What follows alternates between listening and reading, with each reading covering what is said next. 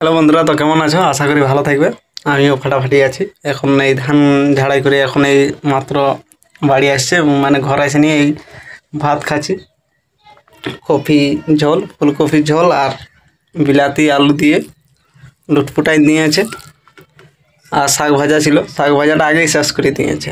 শাক যদি হয়ে গেছে ঘরে তো বুঝে লাও, শাক ভাজা তাহলে থাকতে দিচ্ছে না। ওই সকাল যাটুকু পাইলে পাইলে ভাগে, তাছাড়া আসলে থাকতে দিবে না।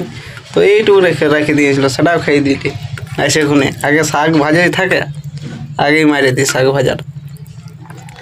তো একটা কথা বন্ধু, আমি অনেক জায়গায় দেখি যে অনেক লোক মানে ভাত খাওয়ার সময় অনেক অতিরিক্ত ভাত নিয়ে নিয়ে পেট ভরে যায়, তখন সেটা ডাস্টবিনে বা অন্য কোথায় ফেলে দেয়।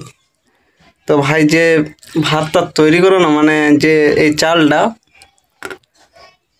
বানায়, সে জানে কত কষ্টে এই চালটা তৈরি হয় বা ভাতটা, মানে সারা বছরটা খাটতে হয় তাকে এই কটা চালের জন্য। বা যারা বাইরে কাজ করতে যাও না ভাই, তারাও সত্যি এই পেটের জ্বালায় যাও কাজ করতে, যে আমি এবং আমার পরিবার এই যেমন না খায় থাকে, সেটা যেমন দেখতে না হয়। তো প্লিজ বলছি ভাই, বেশি মানে যতটা খাওয়ার ইচ্ছা ততটাই খাবে। তারপর পেট ভরে যাওয়ার পর যে পরে নিবে, যদি পেট ভরে যায় তখন পরে নিবে, কী দরকার আছে বেশি ভাত নিয়ে নষ্ট করার? তো প্লিজ এমনি করবে নাই।